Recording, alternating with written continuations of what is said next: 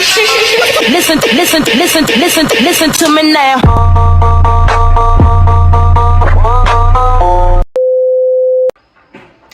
Самбай цаана хүмүүсээ. Гадаа бүр nice байна тохоо. Oh my god. Тэнгэр мэнгэр nice. Тэгээд өнөөдрийнхөө бичлэгээр би юу хийх вэ гэхээр хан дээрээсээ бичлэг хийж байна гэсэн. Яна уцаа нууж. Өнөөдрийнхөө бичлэгээр би юу хийх вэ гэхээр туториал бичлэгээ оруулнаа. Докторээ одоо энэ эдитийг одоо оруулсан байгаа. Тэгсэн чи хүмүүс аюу туториал оруулаач гэдэг. Тэгээд би мэдээж туториаллаа оруулнаа. Хоёулангийн зэрэг оруулчих уу? Эсвэл тусдан бичлэг оруулах уу гэж бодоод л байж байна. Тусд нь оруулвал арай ойлгомжтой, хольж салахгүй амар байх гэж бодож байна. Тэгээд эхлээд бол энэ эдитээ заагаад өгчээ. Амар амархан эдит нөтгөө бодвол нөтөн гэсэн ихэд бол амархан гэхдээ амар их цаг орно. Тийм эдит байгаа. За. Бичлэгэндээ шууд орцгоё. Эхлээд мэдээж зураг сонгоно. Өөрийнхөө хүссэн ямар ч юм зураг сонгож болно. Энэ дээр би зурагныхаа хэмжээг 1/1-ээр сонгосон. Гэхдээ эсрэг харьцах нь 16 байвал илүү цэвэрхэн, илүү гоё болно.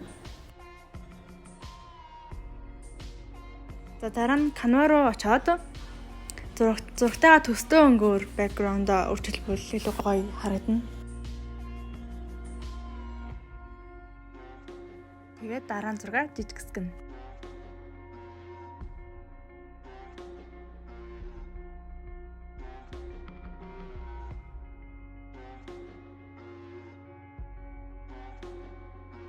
Зургуудаа энийхээ биетэнд тааруулан хувааж өгнө.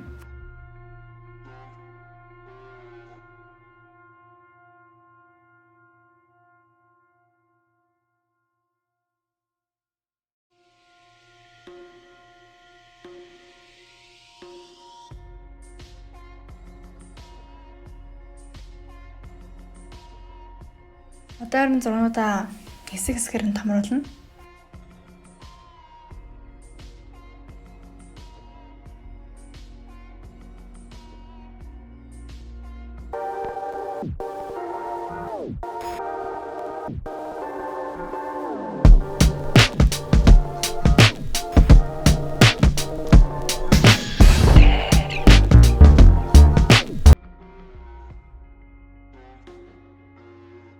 Эдитэн дээрээ бол ингээд эффект би оруулаагүй ч гэсэн энэ эдитэн дээр болохоор та нарт зориулаад ингээд ямар нэг эффект оруулж болно шүү гэдгийг одоо харуулах хүссэн. Гэтэ одоо эффект blur эффект оруулчихвал илүү гоё сүртэй харагдана.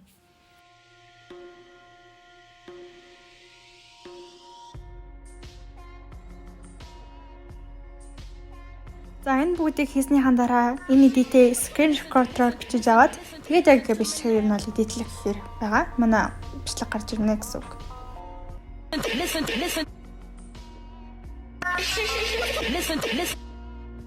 Overlay-ээр зурнууд оруулж ирэх бол манай энэ эдитийн хамгийн гол шинэлэг зүйл. Тийм учраас тэрийг PixArt янз бүрийн юмаа ингээд background-ыг ингээд амар өнгөр будаад тэгээд дараа нь chroma key-ээр тийж алга болгохын оронд би шинэ арга сурсан байгаа.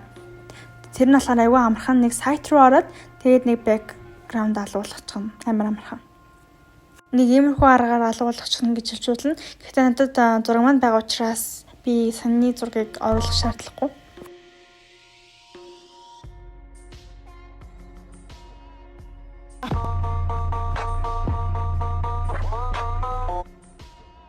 Overlay баруун болон зүүн хэсгээс гаж ирдэг. Тэгээд зэрэг гаргаж ирэхэд бол 3 удаа доор нь overlay оруулна.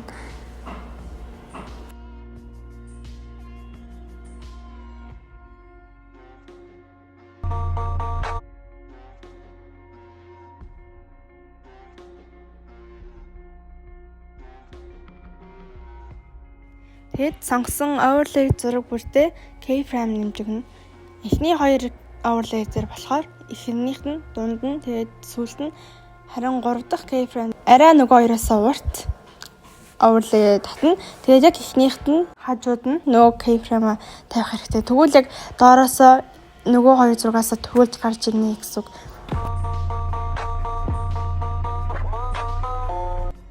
Одоо болохоор overlay сонгосон зургуудаа эффект нэмнэ. За эффект маань overlay-ийн ард дараад байгаа учраас яг нэг сонгосон overlay зурган дээр яаж оруулах вэ гэхээр object дээр даржгаад overlay гэдэг сонгочихно. Тэгвэл overlay гарч ирсэн зураг болохоор overlay сонгоно.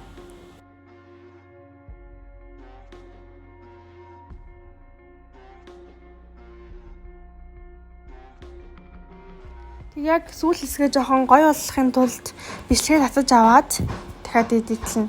Тэгээд бичлэгээ яг нөгөө энэ overlay гарч ирдэг зургаа нь дондуур нь хувааж агаад тэгээд яг сүүлийнхаа нөгөө хуваасан хэсэгтээ animation нэмнэ. Ямар ч хамаагүй animation нэмчих болно. Яг би л хувьдаа swing bottom left гээд animation сонгосон. Одоо харин энэ бичлэгтээ энэ хэсэгтээ бас дахиад keyframe-нууд нэмэх байгаа. Тэгвэл илүү байцтай илүү гоё харагдана гэсэн үг. Тийм ч учраас keyframe нэмэхийн тулд ингээд бичлэгээ хадгалаа дахиад хуваагаад ингээд эдитэлж байгаа.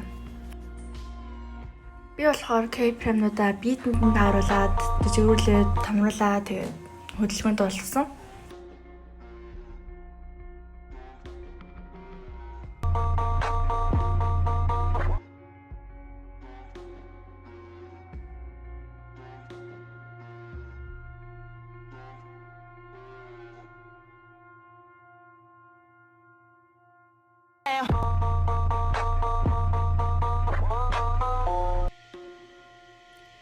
За эндээ бас хөсвөл эффект нэмж болно. Миний хувьд ретро дотор байдаг sharpen гэдэг эффектэнд би амар дуртай.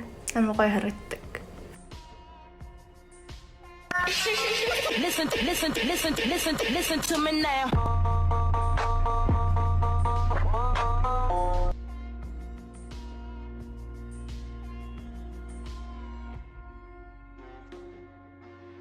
За Disney хувьд нэг иймэрхүү байлаа. Тэгээд жоохон яарч хийсэн учраас нэг зарим нэг хэсэг дээр жоохон арай нэг муухай бас зургийн сонголт жоохон муухай байж магадгүй. За тэр ч яах вэ? Тэгээд намаа ингээд хүмүүс яг заавал тэр эффектийг сонгох хэрэгтэй, заавал эднийг хийх ёстой гэдэг би тэгж ойлгоод байдаг юм шиг байна лээ. Одоо хүмүүсээс харахад яг эдгээр шиг эффект сонгоод яг эдгээр шиг хийх албагүй. Ер нь бол нэг иймэрхүү одоо аргууд ашиглаж хийж болдог гэдгийг л танартай танилцуулах гэсэн. Тэгээд өөр анимашн сонгож болно, тий? Тэгээд бас тиймэрхүү өөр өнгө сонгож болно. Заавал ийм аргаар хийх хэрэггүй. Тэгээд аль болох нөгөө нэг ямар ч юм бол амархан байлаа. Дараагийнхаа бичлэгээр үзүүлээ. Одоо баяртай. Listen to me now.